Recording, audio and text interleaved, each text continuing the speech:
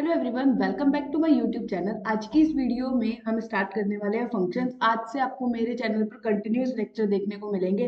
पहले हम इस फंक्शन के बारे में पढ़ेंगे, फिर इसके जो भी रिसेंट पीवाईक्यूज है क्वेश्चन को हम वन बाय वन डिस्कस करेंगे। साथ में सब्जेक्टिव क्वेश्चन की भी हम प्रैक्टिस करेंगे। तो देखिए, वीडियो स्टार्ट करते हैं। इस वीडियो में हम जो ये कॉन्सेप्ट यहाँ मैंने मेंशन किया है उन सभी के बारे में अच्छे से सीखेंगे कि हमारे पास टाइप ऑफ फंक्शन कितने तरीके के होते हैं और क्या क्या होता है। तो देखिए, हम वन बाय वन स्टार्ट करते हैं। फर्स्ट हम ये सीखते हैं कि फंक्शन हमारे पास क्या होता है, फिर इस डेफिनेशन पर आएंगे। जो यहाँ पे डेफिनेशन मेंशन की गई है इसके बारे में हम पढ़ेंगे। तो देखिए, फर्स्ट हम डिस्कस करते हैं कि क्या होता है हमारे पास फंक्शन। सपोज कर लीजिए आपके पास एक रिलेशन गिवन करके दे रखा है। रिलेशन से रिलेटेड सारी चीजें हमने लास्ट वीडियो में बहुत अच्छे से डिस्कस की है। तो हमारे पास कोई भी एक रिलेशन दे रखा होगा, रिलेशन से ही हम फंक्शन की बात कर पाएंगे। पहली बात तो हमें ये क्लियर होना चाहिए कि पहले मेरे पास एक रिलेशन दे रखा होता है, रिलेशन से मैं फंक्शन की बात करती हूँ। कोई एक रिलेशन होगा वही एक फंक्शन बनेगा, लेकिन रिलेशन के ऊपर मैं कोई एक्स्ट्रा प्रॉपर्टी जब मेंशन कर दूंगी कि कुछ एक्स्ट्रा कंडीशंस है वो फुलफिल करेगा, तो वो रिलेशन मेरे पास एक फंक्शन बन जाएगा। वो कंडीशंस क्या होती है उन्हें समझते हैं। सपोज कर लीजिए कि आपके पास एक रिलेशन डिफाइन करके दिया हुआ है। इस रिलेशन को मैं एरो डायग्राम की हेल्प से यहाँ पर बना रही हूँ। आप चाहे तो आप किसी और तरीके से भी बना सकते हैं। ये रिलेशन मेरे पास मान लीजिए ए से बी पर मेंशन किया गया है। ए में जो मेरे पास एलिमेंट है वो मैंने लिस्ट कर लिए हैं 1 2 3 4, और बी में मैंने एलिमेंट लिस्ट कर दिए हैं A B C। अब रिलेशन जब मेरे पास बनता था, जब रिलेशन मेरे पास बनता था, तो रिलेशन बेसिकली अगर ए से बी में डिफाइन है तो ये सबसेट होता था ए क्रॉस बी का। ये हम लास्ट वीडियो में पढ़कर आए हैं। अब रिलेशन तो मेरे पास इस तरीके से भी हो सकता था कि वन ए के साथ भी मैप हो गया, वन बी के साथ भी मैप हो गया, और वन सी के साथ भी मैप हो गया, और थ्री ए के साथ मैप हो जाए। बेसिकली मान लीजिए अगर ए सेट ये है और बी सेट ये है, ये जो मैंने रिलेशन दिया है ये इसी तरीके से तो बना हुआ है। वन ए के साथ मैप हो गया, वन बी के साथ मैप हो गया, और वन सी के साथ मैप हो गया, और फिर थ्री ने किसके साथ मैपिंग कर ली, थ्री ने हमारे पास ए के साथ अपने पास रिलेट हो गया जो भी कोई दे रखा था। तो इस तरीके से बनता है रिलेशन। लेकिन रिलेशन और फंक्शन में कुछ डिफरेंस होता है। क्या डिफरेंस होता है? रिलेशन में हमारे पास ये कंडीशन मस्ट होती है कि मस्ट भी नहीं होती, बस ये कंडीशन होती है कि आपके पास जो फर्स्ट एलिमेंट है यहाँ पर आपने देखा कि ए वन के साथ भी मैप, वन ए के साथ भी हो गया, वन बी के साथ भी रिलेट हो गया, वन सी के साथ भी हो गया। लेकिन जब हम फंक्शन की बात करते हैं, अब यहाँ देखिए, अगर मान लीजिए सेम सेट पे आप फंक्शन डिफाइन करना चाहते हो, 1 2 3 और ये 4, ये सेट है हमारे पास ए, और जो सेट बी है उसके अंदर मेरे पास है एलिमेंट A B C। तो फंक्शन मेरे पास एक रूल की तरह काम करेगा। पहला रूल जो उसमें डिफाइन किया हुआ होगा वो रूल ये होगा कि ए के अंदर जितने भी एलिमेंट प्रेजेंट हैं, ये 1 2 3 4 जितने भी एलिमेंट प्रेजेंट है, वो सब के सब जाके बी पर मैप होने चाहिए। अब मैप होने के भी दो तरीके हो सकते हैं कि लो ये मैप कर दिया मैंने, ये इस तरीके से मैप कर दिया, ये आपने मैप कर दिया। एक आपके पास मेथड ये हो गया। दूसरा कोई उठ के आए, ठीक है मैप भी तो करना है, मैप करने के लिए आपने 1 2 3 4 उठाया, और यहाँ से आपने लिया A B C। वन ए के साथ भी मैप हो गया, वन बी के साथ भी मैप हो गया, टू भी मैप हो गया, थ्री भी मैप हो गया, फोर भी मैप हो गया। लेकिन पहली बात इसने क्या कही है कि ए के जितने भी एलिमेंट हैं वो बी के अंदर मैप होने चाहिए। मैप होने के साथ साथ पहली बात है क्या होना चाहिए, मैप होना चाहिए। लेकिन हर एलिमेंट जो ए का है, ए का हर एलिमेंट की एक ही इमेज मिलनी चाहिए। मतलब वन की एक ही इमेज मिलनी चाहिए। वन चाहे इनमें से किसी के साथ भी मैप हो जाए, बट एक बार ही मैप होएगा। ठीक है, जैसे जो मैंने यहाँ पर फिगर बनाई है, यहाँ पर मुझे देखने को पड़ रहा है कि वन ए के साथ भी मैप हो रहा है, वन बी के साथ भी मैप हो रहा है। तो इस कंडीशन में जो ये मेरे पास है, ये मेरे पास रिलेशन तो बन जाएगा। ये जो मैंने फिगर यहाँ पर बना रखी है ये एक रिलेशन को तो रिप्रेजेंट कर रहा है, बट ये चीज मेरे पास एक फंक्शन को रिप्रेजेंट नहीं कर रही है। ये चीज हमें समझ में आ गई ना कि रिलेशन क्या होता है, फंक्शन क्या होता है, क्या डिफरेंस होता है। देखिए यहीं पर ये मेंशन किए हुए, इसको समझते हैं। डेफिनेशन मेरे पास क्या कह रही है कि मान लीजिए एक सेट है x और दूसरा सेट है y, दोनों के दोनों मेरे पास नॉन एम्प्टी सेट लेके चल ली है। मैंने कैसे सेट ले लिए, नॉन एम्प्टी सेट ले लिए। इस सबसेट x क्रॉस y का is a function f x से y में if for each x belongs to x के लिए there exist unique y belongs to y such that xy belongs to f। ये condition मेरे पास hold होनी चाहिए। क्या बोला है यहाँ पर ऑल सेट है जो हमारे पास, all element in set X में मस्ट पार्टिसिपेट, हर जितने भी एलिमेंट है, जितने भी एलिमेंट मुझे सेट एक्स में दिख रहे हैं, उन सब की image, all set element x must participate. इसका मतलब क्या है कि जितने भी एक्स के अंदर एलिमेंट यहाँ पर प्रेजेंट है ना, यहाँ पर उन सब की इमेज मुझे यहाँ पर मिलनी चाहिए, मिलनी चाहिए। और no element of set x can have more than one image, जो अभी हमने डिस्कस किया वही सेम बात, कि ऐसा नहीं होना चाहिए कि x के एक एलिमेंट की एक से ज्यादा इमेज मिल रही हो। अगर ऐसा होता है तो वो एक रिलेशन को तो रिप्रेजेंट करेगा, वो हमारे पास एक रिलेशन को तो रिप्रेजेंट करेगा, बट वो हमारे पास एक फंक्शन नहीं बनेगा, वो फंक्शन बनने की जो नेसेसरी कंडीशन है उसको मना कर देगा। ठीक है, हमने यही सीखा यहाँ पर कि हमारे पास फंक्शन क्या होता है। नेक्स्ट हमारे पास आता है वर्टिकल टेस्ट। हम कैसे चेक करते हैं कि आपको कोई भी एक कर्व दे रखा हो, उसको हम कैसे चेक करेंगे कि वो हमारे पास फंक्शन बनेगा या नहीं बनेगा। तो उसके लिए हमारे पास मोस्ट इंपॉर्टेंट है ये वर्टिकल टेस्ट। जब भी आपको कोई ग्राफिक, जैसे आपके पास कोई फिगर दे रही हो जिसकी आप फिगर बना सकते हो, तो आप उसको ग्राफिकली भी चेक कर सकते हो कि वो मेरे पास एक फंक्शन बनेगा या फिर वो नहीं बनेगा। उसको चेक करने के लिए हमारे पास तरीका होता है कि आपको जो भी कर्व दे रखा हो, बेसिकली कर्व आपको दे रखा हो is a function only if, यहाँ पर कंडीशन है only if A vertical line cut the graph at exactly एक पॉइंट पर, एट एग्जैक्टली वन पॉइंट पर अगर कट करेगी वो लाइन, तो वो ग्राफ तो वो आपके पास जो कर्व है वो आपके पास एक फंक्शन बनेगा, अदरवाइज वो फंक्शन नहीं बनेगा। यहाँ पर हमने डिफरेंट डिफरेंट लेके चल रखे हैं अपने पास एग्जाम्पल्स, उनको समझते हैं। जैसे हमारे पास यहाँ पर ये एक सर्कल को रिप्रेजेंट कर रहा है, लेकिन आपने सर्कल पर इधर वर्टिकल लाइन बनाई, तो ये हमारे पास एक फंक्शन को नहीं बन रहा। लेकिन अब हमें ये समझना जरूरी है कि इसको प्रॉब्लम कहाँ है। अगर एक वर्टिकल लाइन ग्राफ को दो पॉइंट पे कट करेगी, ग्राफ नहीं सॉरी कर्व को दो पॉइंट पे कट कर रही है, तो उसको प्रॉब्लम कहाँ आ रही है वो समझने की जरूरत है। ये तो हमने पढ़ लिया, ये तो हम जानते हैं कि ठीक है, लेकिन प्रॉब्लम आई कहाँ वो तो मुझे समझ में आए। वो प्रॉब्लम कहाँ आती है, आप यहाँ देखो, ये बेसिकली हमारे पास एक पॉइंट है, यहाँ बेसिकली मेरे पास एक क्या है, कोई एक्स पॉइंट है ये। अब ये क्या प्रॉब्लम क्रिएट करेगा ना, जब आप इस एक्स पॉइंट की इमेज निकालने जाओगे, इस एक्स पॉइंट की इमेज मुझे यहाँ पर भी देखने को मिल रही है और इस एक्स पॉइंट की मेरे पास इमेज यहाँ पर भी देखने को मिल रही है। और अभी मैंने यहाँ डेफिनेशन में क्या पढ़ा था, यहाँ मैंने डेफिनेशन में ये पढ़ा था कि भाई मेरे पास ये साफ साफ यहाँ मैंने मेंशन किया हुआ है, ये चीज यहाँ पर देखिए कि यहाँ पर हमने क्या पढ़ा है, ये वाली चीज जो भी हमने पढ़ी है कि no element of set x, कि सेट एक्स का कोई भी एलिमेंट की एक से ज्यादा इमेज नहीं मिल सकती, मोर देन वन इमेज उसकी हो ही नहीं सकती।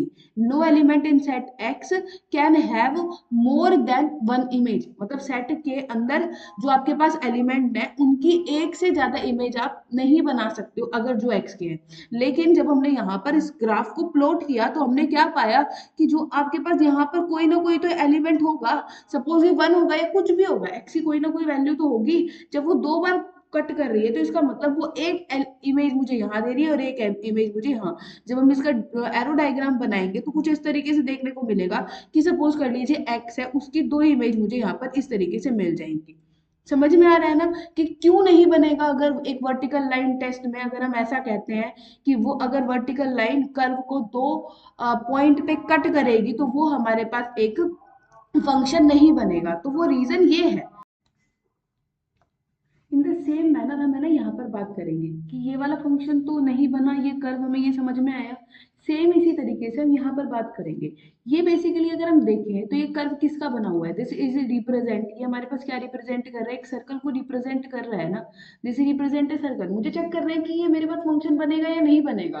तो फंक्शन की जो मेरे पास एसेंशियल कंडीशन है वो है कि हमारे पास जितने भी एलिमेंट है एक्स में उन सबकी एक ही इमेज मिलनी चाहिए। एक से ज्यादा इमेज मिल गई ना तो फिर वो प्रॉब्लम क्रिएट कर देगा। लेकिन हमें यहाँ पर क्या देखने को मिल रहा है कि जब आप यहाँ पर एक एलिमेंट है एक्स का, यहाँ पर आपको देखने को मिला यहाँ पर भी इमेज है और इसकी यहाँ पर भी इमेज है। दो पॉइंट पर कट करने का मतलब है कि इस पॉइंट की दो इमेज मिल रही है, जिसकी वजह से हमारे पास ये रिलेशन या ये जो भी कर्व है वो एक फंक्शन को रिप्रेजेंट नहीं करता। ठीक है, हमारे को ये समझना जरूरी है। इन द से अब यहाँ पर देखो, ये हमारे पास किसी ना किसी तरीके का कोई ना कोई कर्व होगा। अब मुझे चेक करना है क्या ये मेरे पास फंक्शन बनेगा। यस, आपने एक वर्टिकल लाइन ड्रॉ करी तो ये हमारे पास फंक्शन बन गया। ऐसे आप है ना बहुत सारे फंक्शंस के बारे में डिस्कस कर सकते हो। कुछ स्टैंडर्ड फंक्शन होते हैं जो हमारे पास सिलेबस में मेंशन भी किए हुए हैं, नेक्स्ट वीडियो में हम उनके बारे में पढ़ेंगे। अभी के लिए हम कुछ बेसिक सा पढ़ते हैं। ठीक है, जैसे हमारे पास कुछ फंक्शंस निकल कर आते हैं। फर्स्ट हमारे पास जो निकल कर आता है ना, वो हमारे पास निकल कर आते हैं लीनियर फंक्शन, जो हम सभी पढ़ते हैं। लीनियर फंक्शन पढ़ते हैं, लीनियर लाइन बोल देते हैं, जो हमारे पास इस तरीके से देखने को मिलता है, y is equal to a x plus b. इसी का हमारे पास आता है y is equal to x.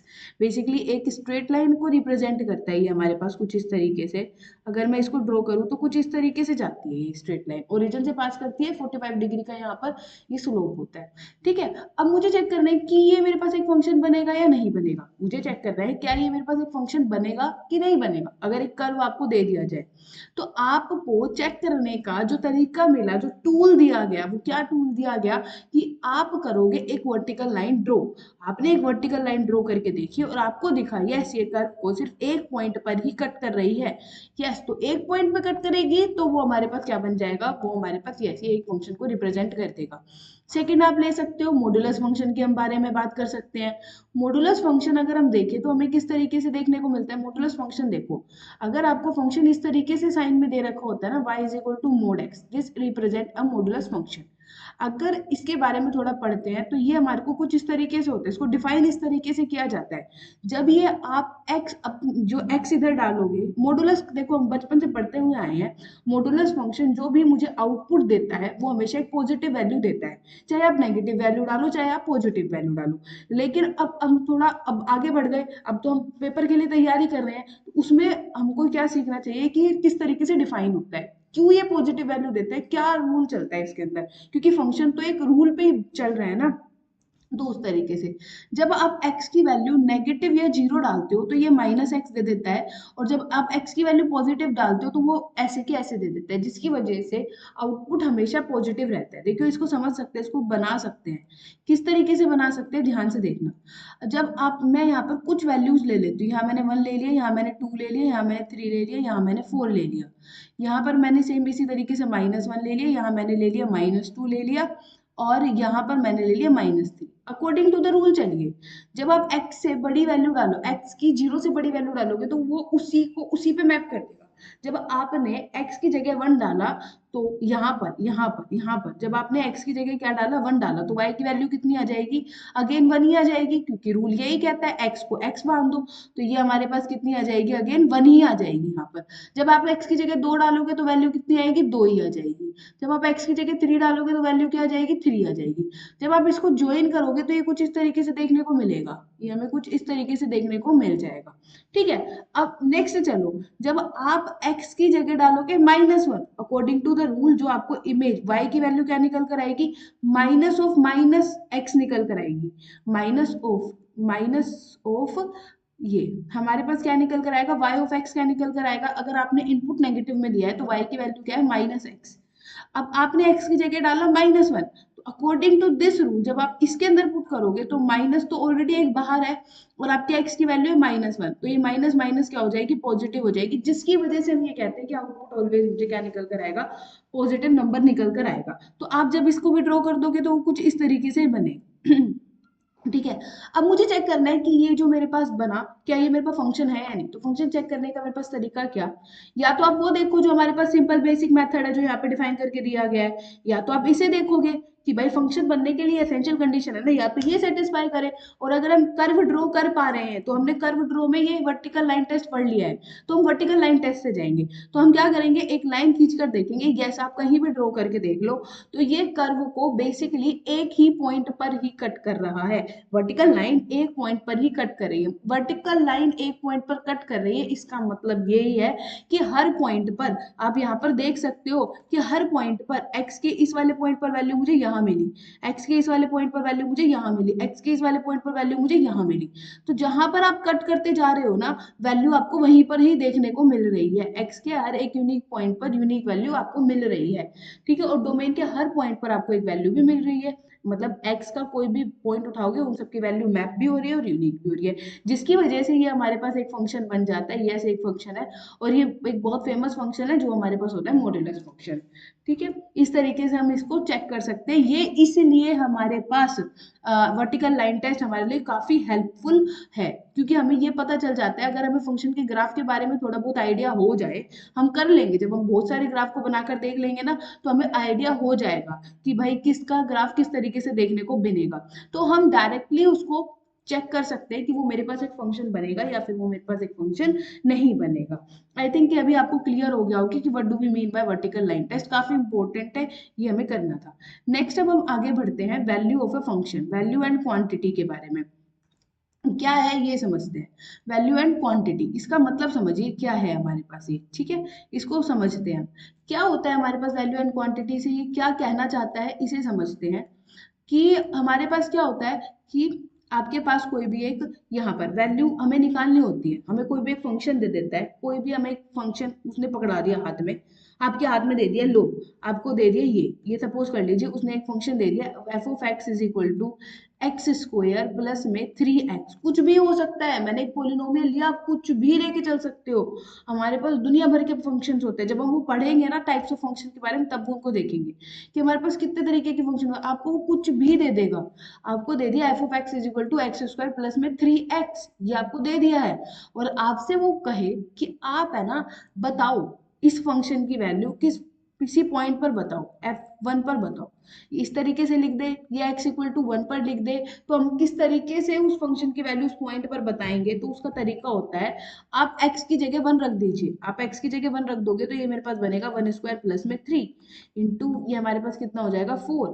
तो बेसिकली अगर किसी पॉइंट पे वो हमसे निकलवाना चाहता है पॉइंट पर वैल्यू फंक्शन की, तो हम क्या करेंगे, जो भी आपको फंक्शन दे रखा हो, आपको एक्स स्क्वायर प्लस 3x दे दिया, आपको वो साइन एक्स दे देगा, वो आपको कोस एक्स दे देगा, ट्रिग्नोमेट्रिक दे देगा, या कुछ भी वो बनाकर दे देगा जनरल वे में, तो आपको करना क्या है, करना आपको सिर्फ ये है कि उस पॉइंट पे फंक्शन की वैल्यू निकालने के लिए जो पॉइंट पे वो बात कर रहा है उस पॉइंट एक्स की जगह वो आप पॉइंट रख दोगे, तो आपके पास फंक्शन की वैल्यू निकल आएगी उस पॉइंट के ऊपर। दैट्स इट, इतना ही होता है हमारे पास ही, यहाँ पर हमारे पास सिर्फ यही डिफाइन किया हुआ है। सबसे मेन चीज जो हमारे पास अभी पढ़ने के लिए आती है वो आती है नंबर ऑफ फंक्शंस के बारे में, कि हम नंबर ऑफ फंक्शंस के बारे में किस तरीके से काउंट करते हैं, ये चीज हमारे पास है, इसे समझते हैं नंबर ऑफ फंक्शंस के बारे में काउंट करना। सपोज कर लीजिए यहाँ पर उसने लिख रखा है कि एक सेट दे रखा है x और एक सेट दे रखा है y। सेट x में मान लीजिए आपके पास कितने एलिमेंट हैं, n एलिमेंट है, और सेट m, वो सेट x में आप मान लीजिए कि आपके पास m एलिमेंट है, और सेट x में y में आप मान लीजिए कि आपके पास n एलिमेंट है। नंबर ऑफ फंक्शंस को काउंट करने के लिए हम किस तरीके से अप्रोच करेंगे हम वो सीखते हैं अब। ठीक है, आप मान लीजिए कि आपके पास एक सेट दे रखा है x और एक सेट दे रखा है y। हम ऐसा अज्यूम करके चल लेते हैं कि सेट x की मेरे पास कार्डिनैलिटी है वो है मेरे पास m, और सेट y की जो कार्डिनैलिटी है वो मेरे पास है n।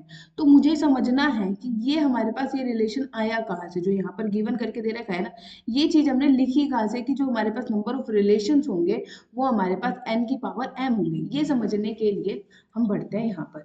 देखिए आपके पास क्या दे रखा था, आपने हमने एक फंक्शन डिफाइन किया है एफ एक्स से वाई में, और मुझे ये मेंशन करके दे रखा है कि सेट एक्स की कार्डिनैलिटी मेरे पास बेसिकली एम है, और सेट वाई की कार्डिनैलिटी बेसिकली मेरे पास एन है। अब होगा क्या ये समझते हैं। फंक्शन मेरे पास क्या कहता है कि x के अंदर जितने भी एलिमेंट प्रेजेंट हैं, x के अंदर जितने भी एलिमेंट मेरे पास प्रेजेंट है, उनकी मेरे पास क्या मिलनी चाहिए, उनकी मेरे पास यूनिक इमेज मिलनी चाहिए। यूनिक इमेज मिलनी चाहिए किसके अंदर, y के अंदर। और यूनिक वर्ड को हम अच्छे से समझ सकते हैं कि यूनिक का हमारे पास मतलब क्या है। तो आपके पास यहाँ पर m एलिमेंट है, मैं इसको इस तरीके से ड्रॉ कर लेती हूँ, इस तरीके से। आप मान लीजिए आपने वो एलिमेंट को लिस्ट कर दिया x1 x2, और आपके पास है कितने m एलिमेंट है। ठीक है, xm है, xm। और यहाँ पर है सपोज कर लीजिए y1 y2 और yn एलिमेंट है।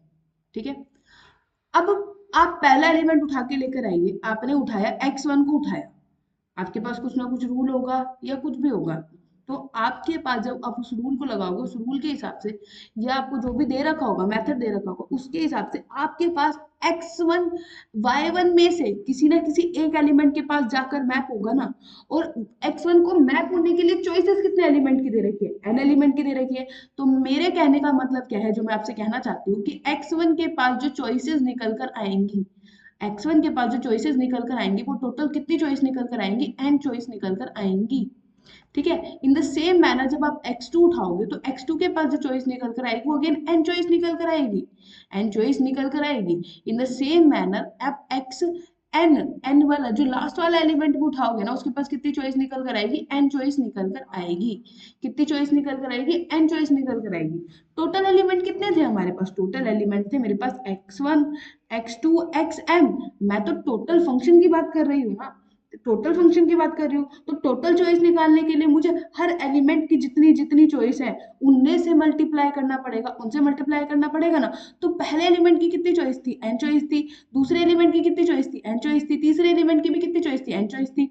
मेरे पास टोटल एलिमेंट कितने थे, xm लास्ट वाला एलिमेंट था, इसकी भी कितनी चॉइस थी, n चॉइस थी। ये मैंने मल्टीप्लाई कितनी बार किया है, ये मेरे पास मल्टीप्लाई कितनी बार हुआ है, ये मेरे पास मल्टीप्लाई हुआ है m टाइम्स। और m टाइम्स मल्टीप्लाई हुआ है। और तो फिर हमारे पास, अगर हम जानते हैं एक्सपोनेंट का रूल क्या कहता है, बेस सेम होता है तो पावर हमारे पास क्या हो जाती है, ऐड हो जाती है, जिसकी वजह से n raise to power m हो जाएगा। और ये मेरे पास टोटल फंक्शंस की संख्या बनेगी। ये मेरे पास क्या बनेगी, टोटल फंक्शन की संख्या बन जाएंगी। अगर एक सेट x से दूसरे सेट y में एक फंक्शन डिफाइन करके दिया गया है, सेट x के अंदर अगर मेरे पास m एलिमेंट है, सेट y के अंदर मेरे पास अगर n एलिमेंट है, तो टोटल नंबर ऑफ फंक्शन जो मेरे पास निकलते हैं वो n raise to power m निकलते हैं। ये हम यहाँ से समझ जाएंगे। ठीक है। इसके बाद देखिए हमें ये समझ में आ गया कि हम नंबर ऑफ फंक्शंस के बारे में किस तरीके से काउंट करेंगे। ठीक है। यहाँ पर यही चीज हमने यहाँ पे डिस्कस करी है। नेक्स्ट हम आगे बढ़ते हैं। नेक्स्ट हमारे पास आता है डोमेन, कोडोमेन एंड रेंज का कॉन्सेप्ट। जो हमने रिलेशन के बारे में पढ़ा था, तब हमने डोमेन, रेंज और कोडोमेन के बारे में बहुत अच्छे से डिस्कस किया था। उसी को आगे बढ़ाते हैं। अब हम फंक्शन में एक बार पढ़ लेते हैं, चीज वही चलती है जो हमने वहां पढ़ रखी थी। ठीक है। तो देखिए क्या दे रखा है, समझते हैं। डोमेन पहले हमारे पास क्या होती है ये समझते हैं, देन हमारे पास कोडोमेन का कॉन्सेप्ट आएगा, देन हमारे पास रेंज आएगी। तो हमने ये पढ़ा था कि अगर आपके पास एक फंक्शन, या फिर इस तरीके से समझो, डोमेन का मतलब होता है कि जो वैल्यू जो मैं इनपुट अपनी तरफ से दे रही हूँ, जिनके लिए मेरे पास एफ ऑफ एक्स एग्जिस्ट कर रहा हो, जिनके लिए फंक्शन को कोई प्रॉब्लम ना हो, वो चीज मेरे पास क्या कहलाएगी, एक डोमेन कहलाएगी। डोमेन मेरे पास वो वैल्यू कहलाएगी जो मैं अपनी तरफ से उसमें पुट कर सकती हूँ एक्स की जगह, जिसमें फंक्शन को कोई प्रॉब्लम ना हो। देखो समझते हैं। आप समझिए कि आपने ना कुछ भी फंक्शन ले लिया, एफ ऑफ एक्स ले लिया, आपके पास एक फंक्शन डिफाइन करके दे रखा है रूट एक्स माइनस 5। अब ये फंक्शन कहीं ना कहीं तो डिफाइन होगा ना, इसकी कुछ ना दो सेट के ऊपर तो डिफाइन होगा। सपोज एक एक्स से मैंने वाई पर डिफाइन कर दिया, तो x की वो वैल्यू जो मैं यहाँ पर पुट कर सकती हूँ, x की वो वैल्यू जो यहाँ पर मैं पुट कर सकती हूँ, वो चीज मेरे पास क्या कहलाएगी, वो मेरे पास कहलाएगी डोमेन। उसको मैं क्या नाम दूंगी, डोमेन क्या कहूंगी। जो वैल्यू मैं यहाँ पर पुट कर सकती हूँ वो मेरे पास क्या कहलाएगी, डोमेन कहलाएगी। ठीक है। मतलब जिसके लिए फंक्शन को कोई दिक्कत नहीं होगी, जिसके लिए फंक्शन को कोई प्रॉब्लम नहीं होगी। जैसे सपोज कर लीजिए, ये फंक्शन मैं बात कर रही हूँ रियल नंबर पे, मैं कहाँ पर बात कर रही हूँ, रियल नंबर पे।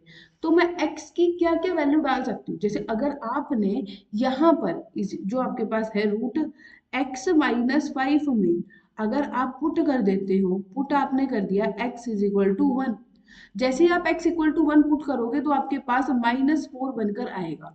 जब आप इसके अंदर ये पुट करोगे, जब आप इसके अंदर ये पुट करोगे तो -4 बन जाएगा। और हम जानते हैं कि -4 की वैल्यू मेरे पास 2 आयोटा निकल कर आएगी, और ये तो मेरे पास रियल नंबर में होती ही नहीं, ये रियल नंबर का पार्ट तो है ही नहीं।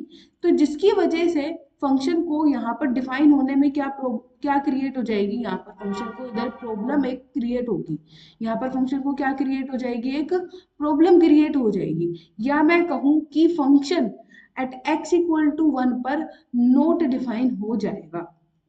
यहाँ पर मेरे पास फंक्शन क्या हो जाएगा, नोट डिफाइन हो जाएगा। इसी चीज को देखो यहाँ पे हमने मेंशन किया है, क्या लिखा है उसे समझिए। यहाँ पर हमने ये मेंशन किया है कि for all possible input x जिनके लिए एफ ऑफ एक्स मेरे पास एग्जिस्ट कर रहा हो, वो मेरे पास फंक्शन की क्या कहलाती है, वो मेरे पास फंक्शन की डोमेन कहलाती है। इसको निकालने के लिए भी हमारे पास अलग अलग तरीके होते हैं, अलग अलग टूल होते हैं। पहले हम फंक्शन की डेफिनेशन समझ लेते हैं, वो हमने समझ ली, टाइप्स ऑफ फंक्शन समझ लिए। अब हम फंक्शन की डोमेन, कोडोमेन और रेंज के बारे में अंतर समझते हैं, फिर ये देखेंगे कि निकालने कैसे जाती है।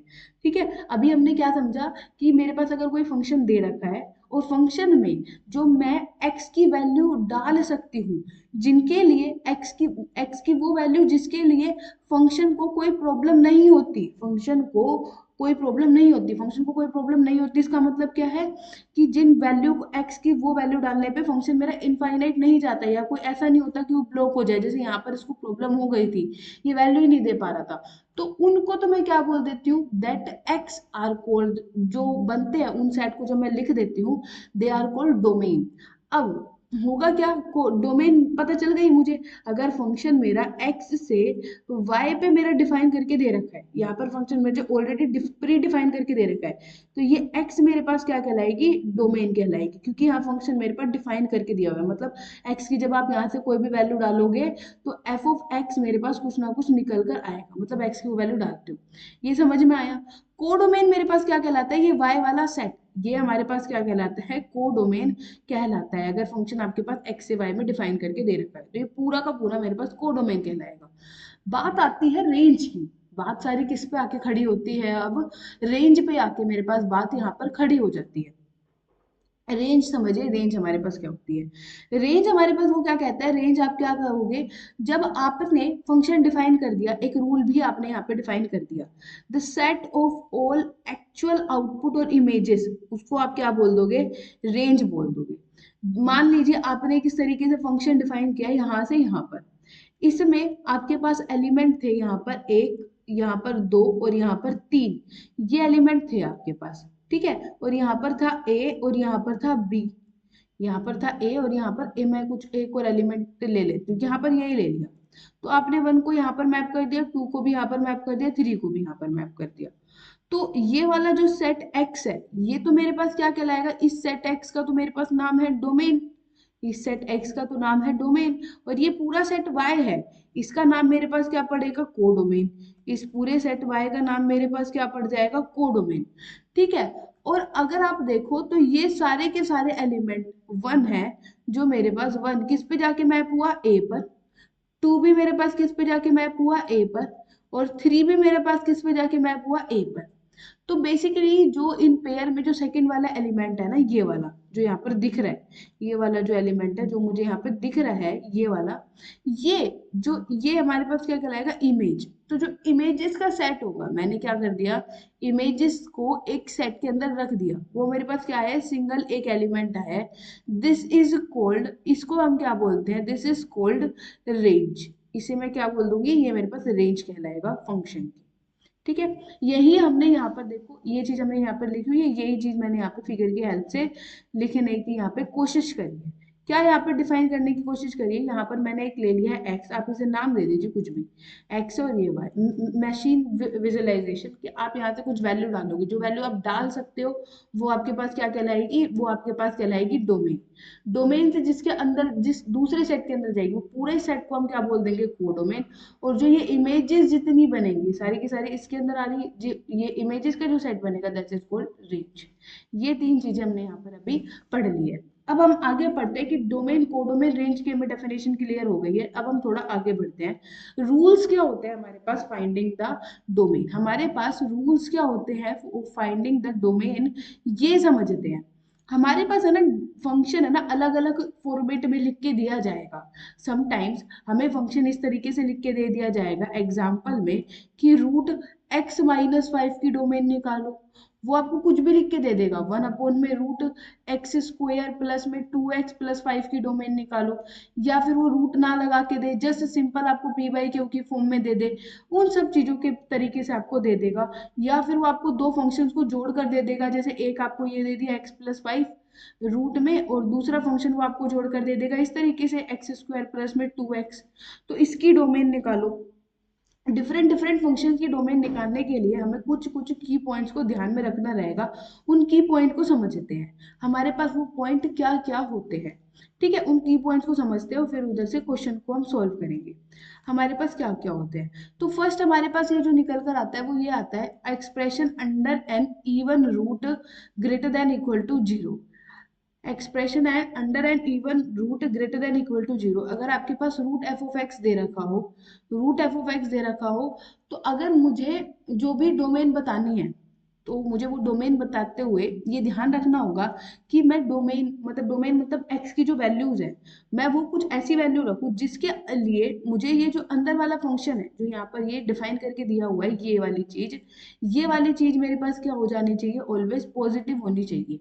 पॉजिटिव एंड पॉजिटिव होनी चाहिए दूसरी बात, या फिर जीरो हो जानी चाहिए। नेगेटिव हो गई तो हम डिफाइन नहीं कर पाएंगे क्योंकि हम रियल में बात कर रहे हैं। तो यहाँ पर यही चीज उसने यहाँ पे मेंशन करी हुई है।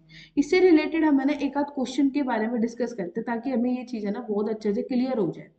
हम कोई भी एक एग्जांपल ले लेते हैं, मैं आपके साथ एक एग्जांपल ले लेती हूँ, जस्ट सिंपल से सिंपल एग्जांपल हम लेने की कोशिश करते हैं। मैं एक एग्जांपल लेती हूँ, क्वेश्चन मैंने ले लिया, दूसरा कलर यूज कर लेते हैं ताकि हमें कुछ दिखाई तो दे। मैंने ले लिया f of x is equal to square root में आप ले लीजिए स्क्वायर रूट में एक्स माइनस फाइव ले लेते हैं अभी के लिए, डिफरेंट डिफरेंट एग्जांपल्स के हेल्प से चलेंगे। तो अभी हमने यहाँ पे रूल क्या पढ़ा, यहाँ पर मैंने रूल पढ़ा है कहाँ है, हाँ, कि एफ ऑफ एक्स मेरा greater than equal to zero होना चाहिए। आप वो एक्स की वैल्यू लोगे, ठीक है। Under an even root is great f of x should be greater than equal to zero, that should be the domain.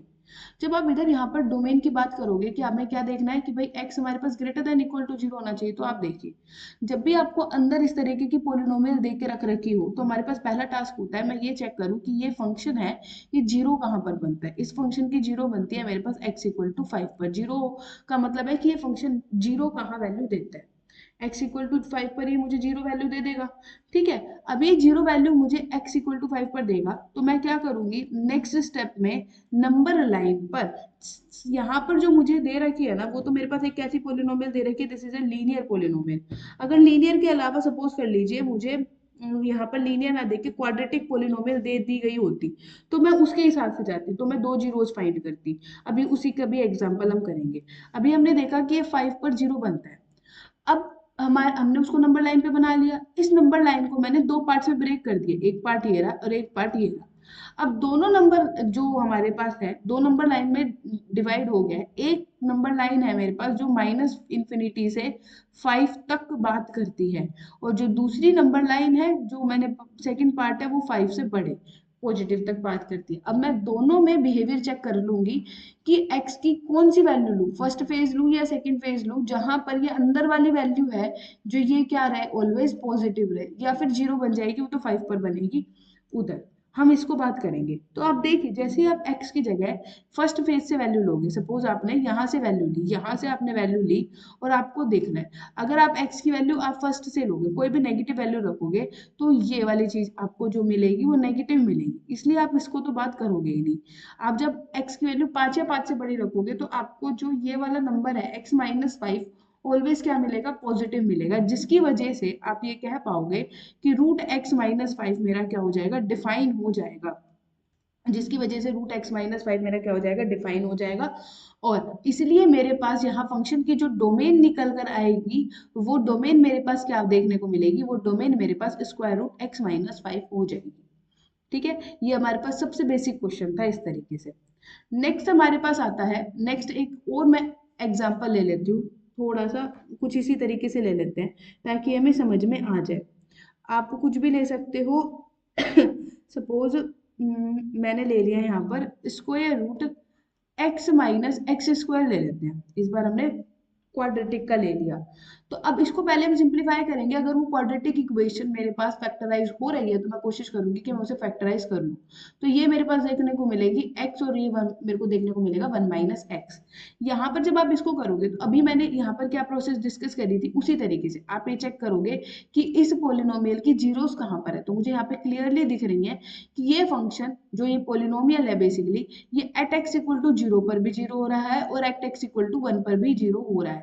तो जितनी भी जीरोज होंगी ना आपके पास, जो आपके पास पॉलिनोमियल दे रखी होगी, उन जीरोज को आप मेंशन कर दोगे ऑन अ नंबर लाइन पर। आपने जब उसको नंबर लाइन पे मेंशन किया, ये पॉइंट आपके पास 0 हो गया और ये पॉइंट आपके पास 1 हो गया। ये मेंशन करने के बाद आपके पास जो ये नंबर लाइन है वो कितने पार्ट्स में ब्रेक हो गई है? वो नंबर लाइन आपके पास 3 पार्ट में ब्रेक हो गई है। ये फर्स्ट पार्ट, ये सेकंड पार्ट और ये थर्ड पार्ट।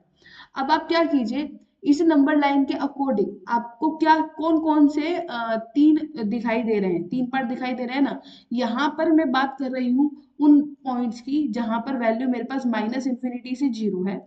यहाँ पर जो सेकंड पार्ट है, यहाँ पर मैं बात कर रही हूँ जहाँ पर 0 से 1 तक की वैल्यू है। मैं क्लोज्ड लेके चल रही हूँ, ठीक है। फिर अकॉर्डिंग टू द सिचुएशन हम उसको ओपन या उसमें कन्वर्ट कर देंगे, सेमी ओपन या सेमी क्लोज्ड में, जैसी भी रहेगी। और थर्ड पार्ट है, वहां पर मैं 1 से इन्फिनिटी लेकर यहाँ पे बात कर रही हूँ। जस्ट मैंने एक मेंशन किया, ये 3 पार्ट में ब्रेक हो गई, 3 पार्ट इन रीजन को कवर कर रहा है। अब हम यहाँ पर सेम जैसे हमने यहाँ पर काम किया, वैसे ही काम हम यहाँ पर करेंगे।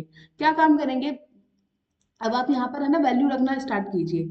जब आप यहाँ पर वैल्यू रखोगे तो आपको दिखेगा, जैसे अगर सपोज कीजिए आपने 0 से छोटी वैल्यू रख दी। जब आप किसके ऊपर बात कर रहे हो? आप बात कर रहे हो basically x into x minus नहीं, x इंटू 1 - x पर आप बात कर रहे हो। आप बात कर रहे हो x इंटू 1 - x पर बात कर रहे हो। इन फर्स्ट रीजन में अगर हम बात करें, अगर आपने 0 से छोटी वैल्यू रख दी, 0 से छोटी वैल्यू जब आप रखोगे तो आपको क्या देखने को मिलेगा? जो ये x है ये तो ऑलरेडी नेगेटिव है, और 0 से छोटी वैल्यू रखने पर नेगेटिव नेगेटिव ये वाली वैल्यू आपके पास क्या बनेगी? पॉजिटिव, जिसकी वजह से ये नेगेटिव हो जाएगा। तो फर्स्ट फेज में जो मुझे आंसर मिलेगा वो नेगेटिव, लेकिन मेरे को रूट के अंदर वाली क्वांटिटी पॉजिटिव चाहिए, इसीलिए मैं इस वाले रीजन को क्या कर दूंगी? डिस्कार्ड कर दूंगी कि भाई ये तो मेरा पॉसिबल ही नहीं है। ओके, इसलिए हम इसको क्या कर देंगे? डिस्कार्ड कर देंगे। Now we will move on the second region. अब हम सेकंड रीजन पर चलेंगे। सेकंड रीजन में जो मेरे पास वैल्यू दे रखी है, वो वैल्यू मुझे दे रखी है 0 ले सकते हो या 1 ले सकते हो। देखो 0 और 1 पे प्रॉब्लम नहीं होगी, इसलिए मैंने यहाँ पे क्लोज ब्रैकेट लगाई है, क्योंकि एट x इक्वल टू 0 पर तो ये वैल्यू मुझे 0 ही दे देगा, और एट x इक्वल टू 1 पर भी ये वैल्यू मुझे 0 दे देगा। और हमने ये पढ़ा है कि रूट वाला जो नंबर है वो या तो 0 हो या पॉजिटिव हो, तो ही वो डिफाइन होगा। ठीक है। अब आपने अगर सपोज कीजिए 0 से बड़ी वैल्यू ले ली लेकिन 1 से छोटी वैल्यू ले ली, तो क्या प्रॉब्लम क्रिएट होगी? अगर आप 0 से बड़ी वैल्यू ले लेते हो, सपोज 0 से बड़ी वैल्यू लोगे तो ये भी वैल्यू क्या रहेगी? पॉजिटिव रहेगी। और 0 से बड़ी वैल्यू होनी है और 1 से छोटी वैल्यू होनी है जी। x क्या है मेरे पास? 0 से बड़ा 1 से छोटा, कुछ भी आप वैल्यू लोगे तो 1 - x ऑलवेज क्या रहेगा? 1 से छोटा रहेगा और 0 से बड़ा रहेगा। इट मीन्स ये पॉजिटिव ही रहेगा। तो पॉजिटिव पॉजिटिव, तो ये मुझे आंसर देगा पॉजिटिव, और मुझे यही चाहिए था, इसलिए ये वाला रीजन मेरे पास एक वैलिड रीजन बनेगा, क्योंकि यहाँ पॉजिटिव मिलेगा। इन द सेम मैनर जब आप 1 से बड़े जाओगे, जैसे आप 1 से बड़ी वाली वैल्यू की बात करोगे, तो थर्ड रीजन में प्रॉब्लम क्रिएट हो जाएगी, क्योंकि 1 से बड़ी में x तो पॉजिटिव रहेगा, लेकिन जो ये 1 - x है ये मुझे नेगेटिव वैल्यू दे देगा, जिसकी वजह से अगेन मैं नेगेटिव रीजन में चले जाऊंगी और उसको मैं कंसिडर नहीं कर पाऊंगी। दैट्स वाई ये गलत हो जाएगा। इसलिए इस फंक्शन की जो मेरे पास डोमेन निकल कर आएगी वो निकल कर आएगी 0 से 1। आई थिंक कि आपको क्लियर हो गया होगा कि हमें किस तरीके से स्क्वायर रूट में अगर फंक्शन दे रखा हो तो उसकी डोमेन को कंसीडर करना है। ठीक है। नेक्स्ट हम आगे बढ़ते हैं। अब नेक्स्ट हमारे पास क्या गिवन है? नेक्स्ट दे रखा है डिनोमिनेटर। अब जिस तरीके से हमने यहाँ बात करी उस तरीके से जब हम हमें कोई भी फंक्शन डिनोमिनेटर में दे रखा होगा, तो मैं ट्राई करूंगी कि मैं उन पॉइंट्स को बाहर निकाल दूं जो मेरे डिनोमिनेटर को 0 बना रहे होंगे। इसके लिए हम एक बेसिक सा बहुत इजी सा एग्जाम्पल से समझ सकते हैं।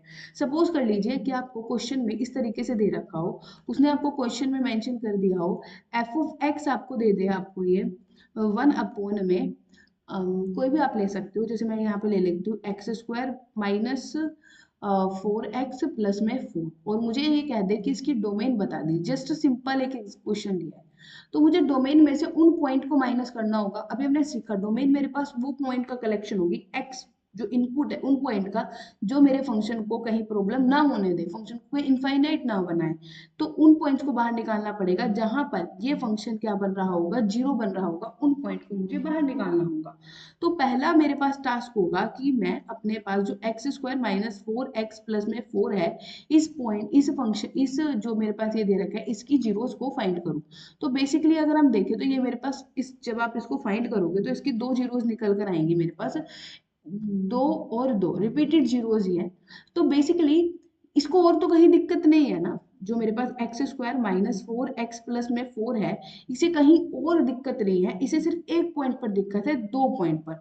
तो मैं पूरे रियल नंबर में से उस 2 को हटा दूंगी तो पूरे रियल नंबर में इसको कहीं भी दिक्कत नहीं होगी, इसलिए इसकी जो मेरे पास डोमेन बनेगी वो बनेगी r-2। ऐसे ही आपको डिफरेंट डिफरेंट क्वेश्चन दे रखे होंगे, आप उसको उस तरीके से फाइंड करना रहेगा, जस्ट सिंपल। ठीक है, नेक्स्ट हम आगे बढ़ते हैं। For algebra of the domain, आपको मान लीजिए दो फंक्शन दे रखे हैं, वो ऐड करके दे रखे हैं, वो मतलब ऐड कर रखे हैं, एफ प्लस जी एक्स है या एफ माइनस जी एक्स है या फिर एफ एक्स इंटू जी एक्स है, कुछ भी आपको इस तरीके से दे रखा हो। ये आपके पास एक नया फंक्शन बनता है, सपोज ये आपके पास एच फंक्शन बन गया जो इस तरीके से हो, एफ प्लस माइनस जी या एफ जी इंटू जी। तो आप क्या करोगे, जो नई डोमेन आपके पास निकल कर आएगी ना, वो आपके पास होगी एफ की डोमेन और जो एफ जी की डोमेन है, उन दोनों का आप जब इंटरसेक्शन कर दोगे तो आपके पास जो नया ये फंक्शन है एच, उसकी आपको डोमेन मिल जाएगी। इसके लिए हम क्वेश्चन किस तरीके से कर सकते हैं ये समझते हैं। इसके लिए हम किस क्वेश्चन का एग्जाम्पल ले सकते हैं, देखिए यहाँ पर मैं एक क्वेश्चन करती हूँ आपके साथ ताकि हमें ये चीज समझ में आ जाए। हम ये देखते हैं, यहाँ पर हम एक एग्जांपल ले लेते हैं, मैं एक क्वेश्चन लिख लेती हूँ, जस्ट सपोज एक बेसिक सा क्वेश्चन लिख लेते हैं हम, f of x is equal to और मैंने यहाँ पर ले लिया एक्स माइनस एक्स स्क्वायर, मैंने ले लिया एक्स माइनस एक्स स्क्वायर और प्लस में, अब यहाँ पर ले लीजिए आप स्क्वायर रूट 4 प्लस में एक्स ले लीजिए और अगला ले लीजिए आप स्क्वायर रूट 4 माइनस में एक्स ले लीजिए। हमने ये चीजें ले ली हैं, ठीक है, ये हमने ले लिया। अब मुझे इस फंक्शन की, मेरे पास क्वेश्चन है कि मुझे इसकी डोमेन के बारे में बताना है, इस फंक्शन की मुझे डोमेन के बारे में डिस्कस करना है। तो डोमेन के बारे में हम किस तरीके से डिस्कस करेंगे, तो फर्स्ट देखिए कैसे करेंगे। ये सपोज कर लीजिए आपके पास f1 है, ये सपोज कर लीजिए आपके पास f2 है और ये सपोज कर लीजिए आपके पास f3 है। अगर आपको डोमेन निकालनी है f की, अगर आपको किसकी डोमेन फाइंड करनी है, आपको डोमेन करनी है फाइंड f की, तो आपके पास तरीका होगा कि आप जो आपके पास f1 की डोमेन है, डोमेन किसकी है आपके पास f1 की, और जो आपके पास f2 की डोमेन है, आपके पास किसकी डोमेन है f2 की जो डोमेन है, और आपके पास जो डोमेन निकलेगी f3 की, आपके पास किसकी डोमेन निकलेगी f3 की, जो आपके पास डोमेन निकलेगी f1 f2 f3 की जो आपके पास डोमेन निकल कर आएगी ना, आप उन तीनों डोमेन का इंटरसेक्शन कर दोगे और जो इंटरसेक्शन में जो आपके पास निकल कर आएगी वो आपके पास किसकी डोमेन कहलाएगी, वो आपके पास बनेगी डोमेन ऑफ f की। तो हमारे पास पहला टास्क बनता है कि मैं f1 की डोमेन निकालूं, f2 की डोमेन निकालूं और f3 की डोमेन को फाइंड करूं। देखिए अभी हमने f1 की अगर हम बात करें तो f1 तो अभी हम सीख कर आए हैं ना, अभी जस्ट पीछे मैंने ये वाला क्वेश्चन किया था x माइनस एक्स स्क्वायर, इसकी जो मेरे पास डोमेन निकली थी, इस फंक्शन की जो मेरे पास डोमेन निकली थी, वो मेरे पास क्या निकली थी, इस फंक्शन की जो मेरे पास डोमेन निकली थी वो 0 से 1 निकली थी। इन द सेम मैनर जो मैंने f2 वाला फंक्शन लिया है स्क्वायर रूट में 4 प्लस में x, आप देख पा रहे हो इसकी मैंने कैसे बात करी थी, जब भी मेरे पास स्क्वायर रूट में फंक्शन दे रखा होता है और वो पोलिनोमियल है तो हम ये चेक करेंगे कि जो अंदर वाला फंक्शन है वो बेसिकली जीरो कहाँ पर बन रहा है, वो फंक्शन मेरे पास कहाँ जीरो बन रहा है, ये -4 पे जीरो बन रहा है। -4 आपने यहाँ प्लॉट किया, आपके पास नंबर लाइन कितने पार्ट्स में ब्रेक हो गई, 2 पार्ट्स में ब्रेक हो गई। फर्स्ट पार्ट ये वाला रहा और सेकेंड पार्ट ये वाला रहा। तो हम क्या करेंगे, हम देखेंगे कि लेफ्ट और राइट, बेसिकली फर्स्ट पार्ट और सेकेंड पार्ट में किस में जो यहाँ पर डोमेन बनने की जो एसेंशियल कंडीशन थी वो सेटिस्फाई हो रही है, वो मेरे पास फंक्शन की डोमेन बन जाएगी। जैसे ही आप -4 से छोटा वैल्यू लोगे तो आपके पास ये 4 प्लस एक्स है, आप कोई भी वैल्यू लोगे -4 से छोटी तो 4 प्लस एक्स आपको कैसी वैल्यू देगा, नेगेटिव वैल्यू देगा। तो लेकिन वो तो मैं नहीं ले सकती क्योंकि मुझे रूट के अंदर पॉजिटिव वैल्यू चाहिए होती है, जीरो चाहिए होती है, इसीलिए ये तो मेरे पास डोमेन का पार्ट नहीं बनेगा, तो मेरे पास डोमेन क्या बनेगी, ये वाली बनेगी। तो इसीलिए f2 की जो मेरे पास बेसिकली डोमेन बनेगी, f2 की जो मेरे पास डोमेन बनेगी वो मेरे पास क्या देखने को मिलेगी, वो डोमेन मेरे पास देखने को मिलेगी -4 से इंफिनिटी, वो मेरे पास डोमेन देखने को मिलेगी -4 से infinity. In the same manner f3 की जब आप डोमेन निकालोगे स्क्वायर रूट 4 माइनस एक्स की, जो मेरे पास डोमेन देखने को मिलेगी, डोमेन ऑफ f3 की जो मेरे पास बनेगी वो डोमेन मेरे पास बनेगी -इंफिनिटी से 4 तक, ये डोमेन मेरे पास f3 की बन जाएगी। तो कॉमन डोमेन जो मेरे पास f की बनेगी वो डोमेन मेरे पास क्या बनेगी, इन तीनों का इंटरसेक्शन। अब इन तीनों का इंटरसेक्शन निकालने के लिए सबसे बढ़िया तरीका जो मेरे पास होता है वो होता है कि मैं एक नंबर लाइन बनाऊं, नंबर लाइन पर हर एक फिगर को अच्छे से एक बार रिप्रेजेंट कर लूं ताकि गलती ना बने। पहले देखिए फंक्शन की, ये हमारे को एक पॉइंट चाहिए यहाँ पर 0, मैंने एक पॉइंट यहाँ मेंशन किया 1, एक पॉइंट मुझे चाहिए 4, सपोज वो यहाँ पर है, और एक पॉइंट मुझे चाहिए -4, वो मैंने यहाँ मेंशन कर दिया। ठीक है, थोड़ा डिस्टेंस का फर्क हो सकता है, वो मैनेज कर लेंगे। पहला जो मेरे पास दे रखा है फंक्शन f1, उसकी मेरे पास डोमेन क्या दे रखी है, 0 से 1। तो पहले की जो मेरे पास डोमेन है वो है ये वाला पार्ट, 0 से 1 वाला पार्ट है। ठीक है, जो सेकंड वाला फंक्शन दे रखा है उसकी जो मेरे पास डोमेन दे रखी है वो मेरे पास क्या दे रखी है, वो -4 से इन्फिनिटी दे रखी है। वो मुझे क्या दे रखी है, -4 से इन्फिनिटी दे रखी है। तो इसको बनाते हैं पहले। -4 से इन्फिनिटी दे रखी है, -4 से पॉजिटिव इन्फिनिटी तक जाएंगे, तो यहाँ से बढ़ते बढ़ते यहाँ की तरफ जाएंगे। ठीक है, अगले लास्ट में हमारे को -इन्फिनिटी से 4, मतलब आप यहाँ से बढ़ते हुए यहाँ तक आ रहे हो, ये वहां तक। तो आपके पास जो कॉमन दिख रहा है वो कॉमन कौन सा एरिया दिख रहा है, कॉमन सिर्फ ये वाला एरिया दिख रहा है ना मुझे। तो जो मेरे पास जो डोमेन निकल कर आएगी एफ की, वो क्या निकल कर आएगी, 0 से 1 निकल कर आएगी। ये मेरे पास क्या कहलाएगी, डोमेन। तो इसका मेरे पास जो आंसर हो जाएगा वो मेरे पास ये हो जाएगा, इसका फाइनल आंसर मेरे पास इस तरीके से हो जाएगा। इस तरीके से अगर हमें 2 या 3 फंक्शन ऐड करके दे रखी हो, मल्टीप्लाई करके दे रखी हो, तो उनको डोमेन निकालने का तरीका ये होता है कि हम जो डिफरेंट डिफरेंट फंक्शन है उन सबकी डोमेन को फाइंड करेंगे और उनका इंटरसेक्शन करेंगे, तो मेरे पास डोमेन निकल कर आएगी। ये यहाँ पर मैंने मेंशन कर रखा है। अगर सपोज कर लीजिए यहाँ पर फंक्शन अगर मेरे पास इस तरीके ना देकर डिवाइड में दे रखा होता तो तरीका तब भी सेम होता। पहले मैं एफ की डोमेन निकालती, फिर मैं जी की डोमेन निकालती, इंटरसेक्शन तो तब भी जाना था। लेकिन जब डिनोमिनेटर में होता है तो मुझे क्या माइनस कर देना होता है, डिनोमिनेटर में बस मुझे उसका भी ध्यान रखना होता है, जहां पर भी मेरा जी एक्स 0 बन रहा होगा मैं उस पॉइंट को भी माइनस कर दूंगी। तो वो माइनस करने के बाद मेरे पास डोमेन बन जाएगी f by g. I think ये डोमेन निकालने का कॉन्सेप्ट पूरा अच्छे से समझ में आ गया होगा। अब हम आगे बढ़ते हैं। अगला क्वेश्चन है मेरे पास, अगला जो कॉन्सेप्ट, ये देखिए यहाँ पर मैंने कुछ एग्जांपल्स भी ले रखे हैं। ये वाले एग्जांपल्स है ना, आप एक बार देख लेना, आपको और अच्छे से क्लियर हो जाएगा। ये वाले के एग्जांपल आप देख सकते हो। अब यहाँ से हम आगे बढ़ते हैं, ऑपरेशन एंड इसके ऊपर बात करते हैं। ठीक है, अलजेब्रा और अलजेब्रा वगैरह के ऊपर बात करते हैं। उससे पहले और हमारे पास नहीं, यही चीजें इनको हम समझते हैं। अब देखिए हमारे पास क्या होता है, ऑपरेशन हम क्या क्या लगा सकते हैं। ये हमने पढ़ लिया ना ऑपरेशन एंड, इसके बारे में तो हम पढ़ ही चुके हैं, इसके बारे में सॉरी, इसके बारे में तो हम पढ़ चुके हैं कि ऑपरेशन हम क्या क्या लगा सकते हैं। सम दे रखा है तो हम क्या करेंगे, और डिफरेंस दे रखा है तो हम क्या करेंगे, प्रोडक्ट और क्वेश्चन के बारे में हमने ये पढ़ लिया। ये सब चीजें मैंने आपके साथ अभी जस्ट डिस्कस करी है। उसके बाद हमारे पास अनेक चीज निकल कर आती है कि हमारे पास इक्वल फंक्शन कब होते हैं, दो फंक्शन को हम इक्वल कब कहते हैं। दो क्वांटिटी को इक्वल कहने के लिए हम कुछ ना कुछ रूल्स का यूज करते हैं। उसी तरीके से अगर हमें दो फंक्शंस को इक्वल बोलना है तो हम कुछ ना कुछ रूल्स का यूज करते हैं, उन रूल्स को समझते हैं। तो वो ये कहता है दो फंक्शन दे रखे हैं आपके पास, सपोज कर लीजिए एफ एंड जी, आपके पास दो फंक्शन दे रखे हैं, आप कहोगे कि ये दोनों फंक्शन आपस में इक्वल होंगे। इफ एंड ओनली इफ की कंडीशन चलेगी। इफ एंड ओनली इफ का मतलब होता है कि अगर फर्स्ट कंडीशन होल्ड हो रही है तो मतलब अगर इक्वल है तो ये कंडीशन होल्ड होंगे, और अगर ये कंडीशन होल्ड हो रही है तो आप उल्टे भी जा सकते हो। ये आपके पास ये कंडीशंस है। तो अब समझिए वो क्या कह रहा है। उसने कहा एफ और जी आपके पास दो फंक्शन है, आप उन्हें कहोगे इक्वल अगर दोनों फंक्शन की डोमेन सेम हो, मतलब जो पहले फंक्शन की डोमेन हो वही दूसरे फंक्शन की डोमेन हो। दोनों फंक्शन की कोडोमेन सेम हो, जो पहले फंक्शन की कोडोमेन हो वही दूसरे फंक्शन की कोडोमेन हो। लास्ट हमारे पास होता है जो इमेज निकल कर f of x is equal to g of x निकल कर है, बिल्कुल एक जैसा हो जाए तो ये हो जाएगा। ये सिंपल सी बात है, इसमें कुछ इतना हार्ड एंड फास्ट है नहीं। हम आगे बढ़ते हैं। नेक्स्ट हमारे पास देखो, हाँ, एक ये वाला की पॉइंट और समझने की जरूरत है। ये वाली चीज है ना हमसे कई बार पूछ लेता है, मतलब ऐसे, ये हमें ध्यान होना चाहिए कि रियल वैल्यूड फंक्शन हमारे पास होते क्या हैं।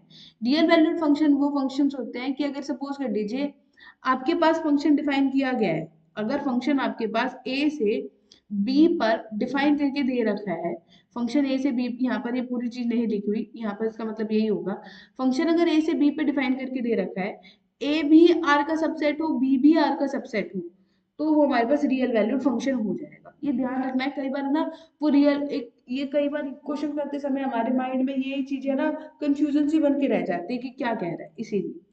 नेक्स्ट हम बात करते हैं टाइप्स ऑफ फंक्शन की बात करते हैं, काफी इंपॉर्टेंट टॉपिक है।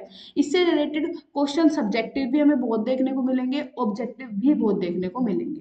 तो देखिए क्या कहता है, हमारे पास आता है टाइप्स ऑफ फंक्शन के बारे में। फर्स्ट जो हमारे पास बेहतरीन टाइप निकल कर आता है वो आता है हमारे पास यही वाला वन वन फंक्शन। क्या होता है one one function? One one function ये तो कुछ गलत ही लिख रखा है, इसको छोड़ दीजिए। वन वन फंक्शन हमारे पास ये बोलता है, वन वन फंक्शन का दूसरा नाम होता है इंजेक्टिव फंक्शन, ये भी हमें ध्यान रखना है। वन वन फंक्शन हमें ये बोलता है कि अगर आपने कोई भी एक फंक्शन डिफाइन करके दे रखा है, एक्स से वाई में डिफाइन करके दे रखा है, आपने फंक्शन आपके पास कहाँ से कहाँ डिफाइन करके दे रखा है, एक्स से वाई में डिफाइन करके दे रखा है, तो जो डिस्टिंक्ट एलिमेंट है ना एक्स के, उन सभी की डिस्टिंक्ट इमेज मिलनी चाहिए। Distinct element have distinct image in y, then we can say that function is one one function। और इसका टेस्ट करने का तरीका क्या होता है, जो हम टेस्ट करते हैं ना, कि ग्राफिकली तो आप इस तरीके से भी जा सकते हो, लेकिन अगर आपको ग्राफिकली हम बात करेंगे, ये हमारे पास मेथड होता है ग्राफिकली चेक करने का। अगर आपको ग्राफिक अब ऐसा समटाइम ऐसा भी तो होगा कि मुझे कोई गंदा सा फंक्शन लिख कर दे दे और उस गंदे से फंक्शन की मैं ग्राफिकल इमेज ना बना पाऊँ, क्योंकि हर फंक्शन की ग्राफ बना पाना ईजी नहीं होता है, ठीक है। तो उसमें हम किस तरीके से टेस्ट करेंगे, तो उसको टेस्ट करने के लिए ये मेथड होता है। इंपॉर्टेंट चीज है, ये हमें ध्यान रखनी है कि हम क्या करके चलते हैं, इमेज को इक्वल लेकर चलते हैं। If f of a is equal to f of b है, देन हमारे पास एलिमेंट भी इक्वल होंगे। और जो यहाँ पर ये मेंशन नहीं है, यहाँ पर ये आप ध्यान रखना कि जो ए और बी एलिमेंट है, ये मेरे पास डोमेन के मेंबर्स होते हैं। ये मेरे पास कहाँ के मेंबर होते हैं, डोमेन के मेंबर होते हैं। तो तरीका क्या कहता है, आपने डोमेन से दो एलिमेंट उठाए, आपने देखा अगर उनकी इमेज इक्वल आ रही है तो एलिमेंट भी इक्वल होने चाहिए। या आप इसका ना उल्टा भी लेके चल सकते हो। यहाँ पर आप ये भी चीज अपने नोट्स में मेंशन कर सकते हो कि अगर आपको ऐसा दिखे, अगर आप एलिमेंट को इमेज को अनइक्वल लेके चले हो, एफ ऑफ ए आपके पास एफ ऑफ बी के इक्वल नहीं है, तो आप ये भी दिखा सकते हो कि वो एलिमेंट भी इक्वल नहीं होंगे। कहने का मतलब क्या है, अगर इमेज इक्वल है तो एलिमेंट भी इक्वल होंगे, और अगर इमेज इक्वल नहीं है तो एलिमेंट भी इक्वल नहीं होंगे। ये हमारे पास तरीका होता है किसी भी फंक्शन को वन वन दिखाने का, या फिर हमें किसी मतलब प्रूफ करने का, या प्रूफ ना करने का, मतलब डिस्कार्ड करने का। ठीक है। क्या बताया कि जितने भी देखो ये हमने बना रखा है, ये हमारे पास एक्स से वाई में डिफाइन करके दे रखा है। तो अगर डोमेन का आपने एक एलिमेंट उठाया एक्स, डिस्टिंक्ट एलिमेंट डिस्टिंक्ट पे मैप हो रहा है, तो ये हमारे पास फंक्शन वन वन हो जाएगा। लेकिन अगर सपोज करो कुछ इस तरीके से आपके पास सिचुएशन हो जाती है ना, 1 2 3, और ये हमारे पास ए बी सी हो जाता, तो आपको देख रहा है 1 ए पे जा रहा है, 2 भी ए पे जा रहा है, ये हमारे पास एक फंक्शन तो बन रहा है, दिस इज अ फंक्शन, ये हमारे पास फंक्शन तो, but this is not a one one function, ये हमारे पास वन वन फंक्शन नहीं है। क्यों नहीं है वन वन फंक्शन? रीजन इसके पीछे बस यही है, एक जो सबसे बड़ा कारण है वो यही है कि वन ए पे भी जा रहा है, वन की भी इमेज ए मिल रही है, वन की भी इमेज ए मिल रही है, और टू की इमेज भी बी मिल रही है, टू की इमेज भी ए मिल रही है। दो डिस्टिंक्ट एलिमेंट सेम एलिमेंट पे जाएंगे तो वो फंक्शन तो बनेगा, पर वो वन वन फंक्शन नहीं बनेगा, क्योंकि वन वन ने कहा डिस्टिंक्ट एलिमेंट की डिस्टिंक्ट इमेज होनी चाहिए। ठीक है। अब इसके बारे में भी डिस्कस कर लेते हैं, जो यहाँ पर मेंशन किया गया है ना मैंने, यहाँ पर ये ग्राफिकली क्या चीज है। तो ग्राफिकली अगर मुझे चेक करना हो कि भाई मेरे पास फंक्शन बनेगा या फिर वो नहीं बनेगा, वन वन बनेगा या नहीं बनेगा, ग्राफिकली फंक्शन को चेक करने के लिए तो हमने पीछे मेथड पढ़ लिया था vertical line test. In the same manner अगर हमारे पास फंक्शन वन वन है या नहीं, उसको भी चेक कर सकते हैं हम बाय ग्राफिकल मेथड। तो उसको ग्राफिकल चेक करने का मेरे पास जो तरीका है वो समझते हैं अभी। तो वो तरीका क्या कहता है कि आपने एक फंक्शन का ग्राफ बनाया, आपने वो ग्राफ बनाने के बाद आपने क्या करा, एक लाइन खींची पैरेलल टू एक्स एक्सिस। आपने ये लाइन कैसे बनाई है, ये ध्यान रखना, ये लाइन आपके पास कैसे, मैं कलर चेंज कर लेती हूँ, मैं यहाँ पर हाँ ये वाला कलर ले लेती हूँ। हमने लाइन कैसे बनाई है, ये बनाई है हमने line parallel to x axis, हमने लाइन बनाई पैरेलल टू एक्स एक्सिस, हमने ये लाइन बनाई। और अगर ये parallel to line axis cut करेगी ग्राफ को मैक्सिमम वन पॉइंट पे, कट कितने पॉइंट पे करनी चाहिए, मैक्सिमम एक पॉइंट पर ही कट करनी चाहिए, तो ये फंक्शन मेरे पास क्या कहलाएगा, देन फंक्शन मेरे पास क्या हो जाएगा, 1 1 हो जाएगा। मुझे ये समझना चाहिए कि जो फंक्शन है वो मैक्सिमम कितने पॉइंट, वो जो लाइन है पैरेलल टू एक्स एक्सिस वो मेरे फंक्शन को मैक्सिमम एक पॉइंट पर कट करेगी, तो मेरे पास फंक्शन मेरे पास क्या कहलाएगा, तो मेरे पास फंक्शन 1 1 कहलाएगा। हमें ये ध्यान रखना है, ठीक है, वो फंक्शन मेरे पास क्या कहलाएगा, 1 1 कहलाएगा। क्लियर, हमें ये चीज अच्छे से समझ में आ गई है, ठीक है। अब आगे बढ़ते हैं, ये चीज हमने समझ ली। हम इसको, हाँ, मैथमेटिकल टेस्ट से हम कैसे कर सकते हैं ना, उसका एक एग्जांपल हम ले लेते हैं ताकि हमें ना ये चीज क्लियर हो जाए, क्योंकि सब्जेक्टिव क्वेश्चन में तो हमें इसी तरीके से देखना रहेगा कि फंक्शन मेरे पास 1 1 है या नहीं, उसको चेक करने के लिए वो मैथमेटिकल अप्रोच ही हमसे लगवाने की कोशिश करेगा। तो देखिए इसको कैसे करेंगे। देखिए इसके लिए हम एक एग्जांपल ले सकते हैं। एग्जांपल हमारे पास क्या दे रखा है वो समझते हैं।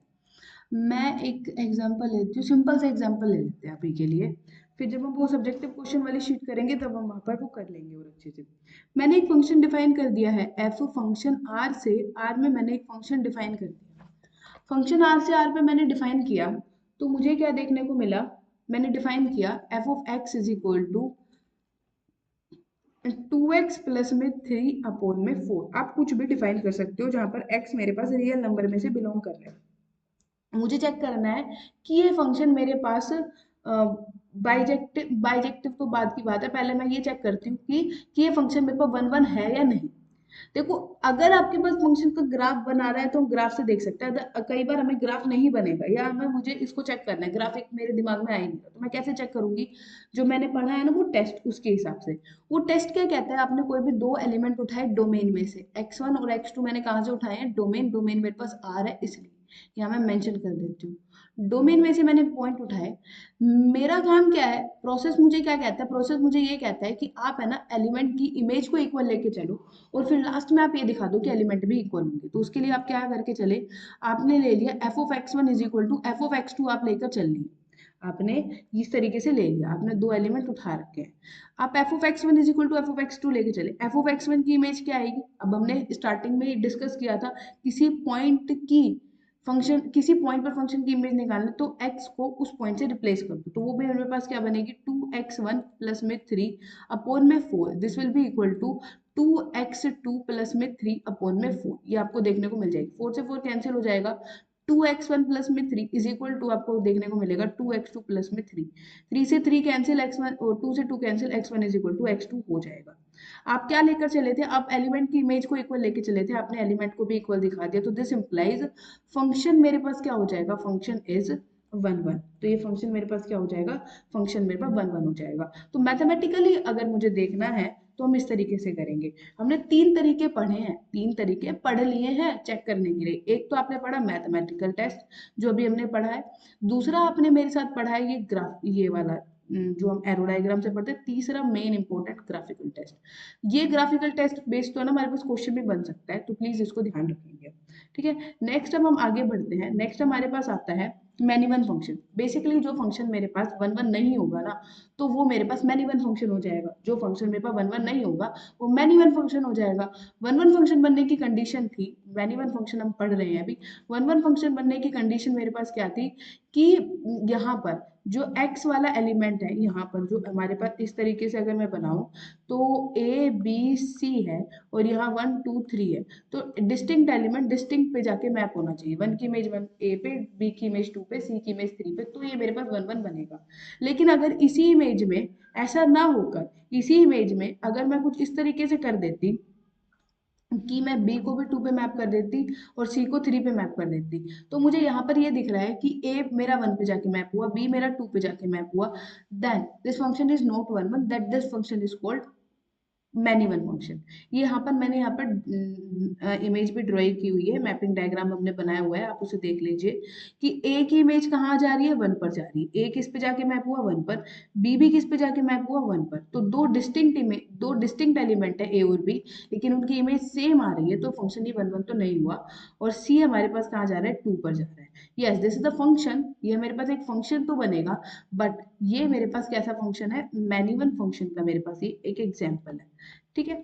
अब हमने क्या पढ़ा था अभी पीछे जो हम पढ़कर आए थे, उसमें हमने पढ़ा था वर्टिकल, वो हॉरिजेंटल लाइन टेस्ट पढ़ा था, सॉरी वर्टिकल लाइन टेस्ट तो हमने फंक्शन को चेक करने के लिए पढ़ा था, हॉरिजेंटल लाइन टेस्ट हमने किया था फंक्शन को वन वन चेक करने के लिए कि वो फंक्शन मेरे पास वन वन है या नहीं। तो उसको चेक करने के लिए हमने बात करी थी कि अगर आपके पास कोई भी एक फंक्शन दे रखा हो और आप उसे चेक करना चाहते हो कि वो वन वन है या फिर वो नहीं है, तो आप क्या करोगे, एक हॉरिजेंटल लाइन बनाओगे और वो हॉरिजेंटल लाइन मेरे फंक्शन को मैक्सिमम एक पॉइंट पर कट करनी चाहिए, एक से ज्यादा पे कट करेगा तो फंक्शन मेरे पास वन वन नहीं बनेगा। अगर वो वन वन नहीं बनेगा तो वो क्या बन जाएगा, डायरेक्टली वो फंक्शन मेरे पास मैनी वन बन जाएगा।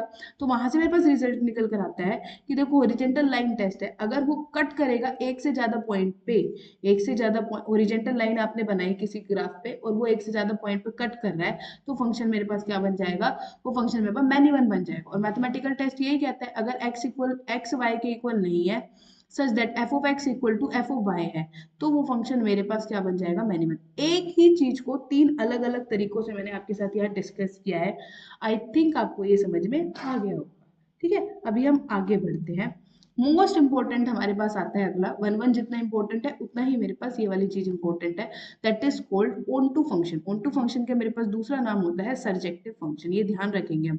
वन वन फंक्शन का दूसरा नाम क्या है मेरे पास, injective function. In the same manner onto function का मेरे पास जो दूसरा नाम है that is called surjective function, मेरे पास दूसरा नाम है।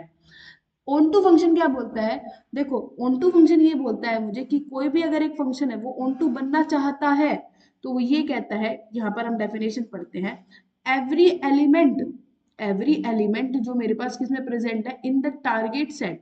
टारगेट सेट का मतलब क्या है, वाई में। Every element in the target set मतलब वाई में has pre image, no element is left out, no element is left out.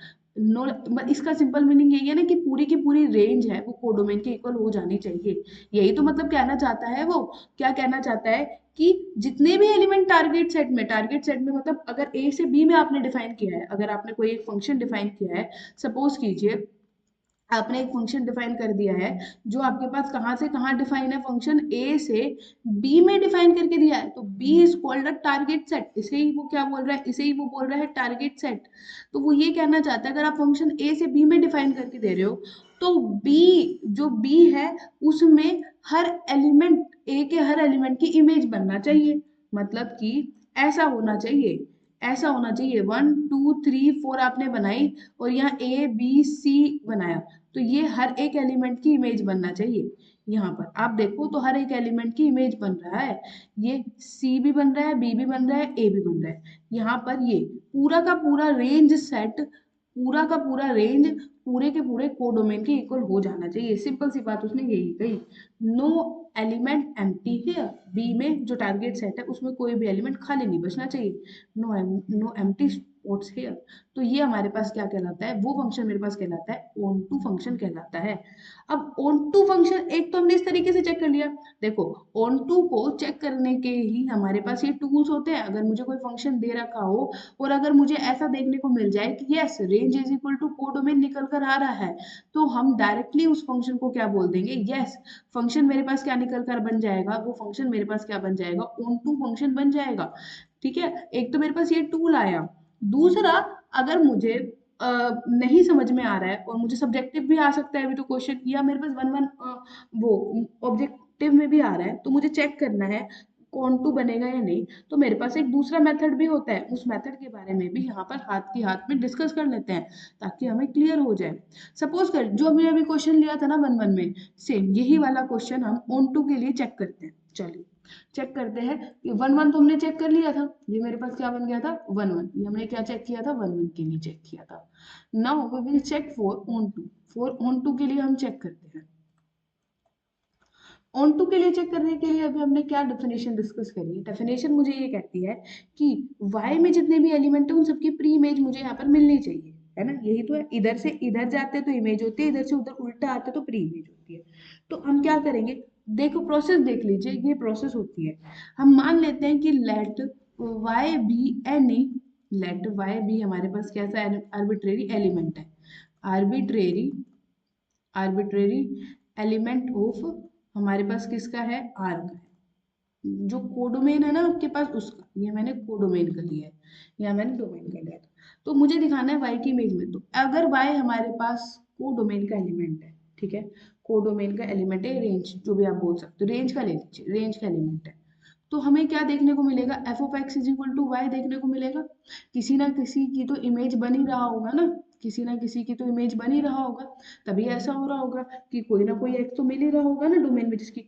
अब एफ ऑफ एक्स की वैल्यू है कितनी, एफ ऑफ एक्स हमारे पास है किसके इक्वल, अरे एफ ऑफ एक्स तो हमारे पास किसके इक्वल है, एफ ऑफ एक्स तो मेरे पास खुद किसके इक्वल है, 2x प्लस में 3 अपॉन में 4 इज इक्वल टू मेरे पास y है।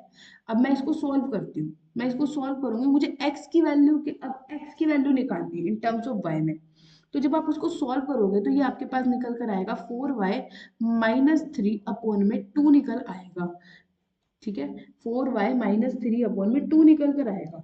इसका मतलब ये मैं क्या कर रही हूँ वो समझिए, ये मैंने करा क्या है उसको समझिए। ये मेरे पास आर में ही जाएगा क्योंकि एक्स वाई हमारे पास खुद एक रियल नंबर था, रियल नंबर को जोड़ने घटाने डिवाइड करने पे रियल नंबर ही आता है, इसकी वजह से ये हमारे पास आर में। मैंने ये किया गया है ना, ये समझिए, यहां से मैं एक वाई लेकर चली थी, वाई मैंने हमारे पास कोडोमेन में से ले लिया था, मैंने कोडोमेन में से लिया था वाई, ये वाई मैंने कहां से लिया था, कोडोमेन में से, कोडोमेन में से मैंने वाई लिया और फिर मैंने दिखाया कि भाई आप यहाँ पर y की जगह जो भी आप कोड डोमेन में से y लेके जा रहे हो आप वो डालो, आपको x मिल जाएगा। तरीक क्या कर रहे थे, अब x तो मेरे पास यहाँ का एलिमेंट था, y मेरे पास यहाँ का एलिमेंट था, मैंने एक रूल बताया कि आप यहाँ से y उठा के लाओगे उसके लिए आपको x यहाँ पर मिलता जाएगा, आप कोई भी y डालोगे उसके लिए आपको x यहाँ पे मिलता जाएगा। तो मेरे कहने का मतलब क्या हुआ, मैंने यहाँ से क्या दिखा दिया, हर एलिमेंट की मुझे क्या मिलती जाएगी, हर एलिमेंट की मुझे प्री इमेज मिलेगी, हर एलिमेंट की मुझे प्री इमेज मिलेगी। मतलब मैं यहाँ से यहाँ जाने का मुझे एक रास्ता मिल जाएगा, रास्ता मिल जाएगा मतलब क्या हो गया, फंक्शन मेरे पास क्या हो जाएगा, ऑन टू हो जाएगा, फंक्शन मेरे पास क्या हो जाएगा, ऑन टू हो जाएगा, ठीक है। ये तरीका होता है इसको, बाकी बहुत बड़ा प्रूफ है, जब हम इसको पूरा रिटर्न करेंगे ना तो ये तरीका ये होता है। और आप इसको प्रूफ भी कर, इसको सिंप्लीफाई कैसे कर सकते हो, फिर f of x is equal to y करके, ये हमारे पास प्रोसेस होती है, ठीक है। हमने पढ़ लिया कि फंक्शन मेरे पास ऑन टू कब होता है। नेक्स्ट हमारे पास आता है into function and bijection. Into function क्या हो गया, देखो जो वन वन नहीं था वो मैनी वन था, जो वन वन नहीं था वो मेरे पास मैनी वन बन गया था, तो जो फंक्शन मेरे पास ऑन टू नहीं बनेगा वो फंक्शन मेरे पास इनटू फंक्शन बन जाएगा, वो फंक्शन मेरे पास क्या बन जाएगा, इनटू फंक्शन बन जाएगा। तो सिंपल सी बात क्या हो गई, ऑन टू फंक्शन कब बन रहा था, अगर मैं किसी फंक्शन को बोल पा रही थी कि वो मेरे पास ऑन टू है, तो मैं क्या कह रही थी कि यहाँ से यहाँ पे जितने भी एलिमेंट प्रेजेंट है उन सबकी प्री इमेज मिलनी चाहिए। अगर यहाँ पर कोई एक भी एलिमेंट मेरे पास खाली रह गया जैसे ये सी, तो ये इसकी प्री इमेज नहीं मिली ना, तो ये फंक्शन मेरे पास क्या बन जाएगा, this function is into not onto, that simple, सिर्फ इतनी सी बात है ये, ठीक है। ये था हमारे पास, ये मोस्ट इंपोर्टेंट जो हमारे पास चीज समझ में आई है, जो हमारे पास निकल कर आई है, वो क्या है, बाइजेक्शन क्या होता है। तो गोल्ड स्टेटमेंट हम इसको बोल सकते हैं, बाइजेक्शन हमारे पास क्या होता है, पहला हमने माइलस्टोन बोल सकते हैं, कवर कर लिया कि अगर फंक्शन मेरे पास वन वन भी हो, अगर मेरे पास फंक्शन कैसा हो, वन वन हो, ऑन टू हो, फंक्शन मेरे पास वन वन हो, ऑन टू हो, तो वो मेरे पास कहलाती है बाइजेक्शन, वो मेरे पास क्या कहलाता है, बाइजेक्शन कहलाता है। फंक्शन वन वन भी होगा, ऑन टू भी होगा, सिंपली से दैट फंक्शन मेरे पास बाइजेक्शन होगा। आने वाली वीडियो में हम एक आध क्वेश्चन इसके भी करेंगे, पूछे जा सकते हैं कि फंक्शन का इनवर्स कब एग्जिस्ट करता है। तो बेसिकली हमारे पास एक सिंपल सी स्टेटमेंट निकल कर आती है, perfect pairing necessary for the, ये चीज हमें ध्यान रखनी है। अगर हम बोल पाते हैं किसी फंक्शन का इनवर्स एग्जिस्ट करता है, तो उसकी जो मेन कंडीशन होती है वो यही होती है कि फंक्शन मेरे पास वन वन भी होना चाहिए और ऑन टू भी होना चाहिए। उन दोनों को चेक करने के तरीके हम वीडियो में बहुत अच्छे से डिस्कस कर चुके हैं, बहुत सारे क्वेश्चन हम प्रैक्टिस कर लेंगे तो वो और अच्छे से आ जाएंगे। सब्जेक्टिव भी क्वेश्चन हम प्रैक्टिस करेंगे और हम ऑब्जेक्टिव भी क्वेश्चन प्रैक्टिस करेंगे, सारे हम वही क्वेश्चन को लेके चलेंगे जो पेपर में आ सकते हैं, ठीक है। तो अब आगे बढ़िए नेक्स्ट, और ये हमारे पास इंपॉर्टेंट चीज प्लीज इसे ध्यान रखना, इससे फॉर्मूले से रिलेटेड है ना, डी ट्रिपल एस बी में क्वेश्चन पूछे गए हैं। अगर एक सेट दे रखा है m और दूसरा सेट दे रखा है जिसकी कार्डिनैलिटी है n, और हमारे पास फंक्शन डिफाइन करके दिया गया है a से b में, और हमने क्या लेके चले हैं, ए की कार्डिनलिटी m, बी की कार्डिनलिटी n। तो टोटल नंबर ऑफ फंक्शन जो निकल कर आएंगे वो n की पावर m निकल कर आएंगे। वन वन फंक्शन हमारे पास ये इस तरीके से निकल कर आएंगे, n is greater than equal to m। ये समझिए, ये मैंने चीज क्या लिखी है, यहाँ पर ये समझना जरूरी है, ये समझते हैं। नंबर ऑफ फंक्शंस की बात करी गई, अगर मुझे वन वन फंक्शन बनाने हैं तो वन वन फंक्शन की कंडीशन क्या है मेरे पास, वन वन फंक्शन कब बनते हैं, यहाँ से यहाँ पर जा रहे हैं, मुझे वन वन फंक्शन बनाने हैं, ये ए है और ये बी। तो वन वन फंक्शन की वन वन फंक्शन के लिए नेसेसरी कंडीशन क्या है, जितने भी एलिमेंट यहाँ है उन सबकी डिस्टिंक्ट इमेज मिलनी चाहिए। अगर मान लीजिए आपको कंडीशन ऐसे दे दूं, मैं 1 2 लिख दूं, 3 लिख दूं और यहाँ पर 1 और ये बी लिख दूं, तो अगर ये आपके पास केस फर्स्ट है, ये आपके पास क्या है, केस फर्स्ट है, ये सेट बी है, तो क्या आपके पास ये वन वन फंक्शन होगा, ये किसी हाल में कभी भी वन वन फंक्शन बन ही नहीं सकता। क्यों नहीं बन सकता, वन वन फंक्शन के लिए डिस्टिंक्ट एलिमेंट डिस्टिंक्ट पे जाके मैप होने चाहिए। वन को आपने ए से मैप कर दिया, टू को आपने बी से मैप कर दिया, लेकिन थ्री को मैप करने के लिए आपके पास बी में पॉसिबिलिटी ही नहीं है। थ्री को मैप करने के लिए आपको वन वन बनाने के लिए पॉसिबिलिटी नहीं है, जिसकी वजह से वो कभी वन वन नहीं बनेगा। तो वन वन बनने के लिए नेसेसरी कंडीशन जो आपके पास निकल कर आती है वो ये निकल कर आती है, अगर ए से बी पे डिफाइन है तो जो ए की कार्डिनलिटी है, जो ए की कार्डिनलिटी है और जो बी की कार्डिनलिटी है, उनके बीच में ये रिश्ता होना चाहिए, ए की कार्डिनलिटी बी की कार्डिनलिटी से बड़ी नहीं हो सकती। ठीक है, तो ये हमारे पास यहाँ पर यही लिखा हुआ है, ये ध्यान रखेंगे।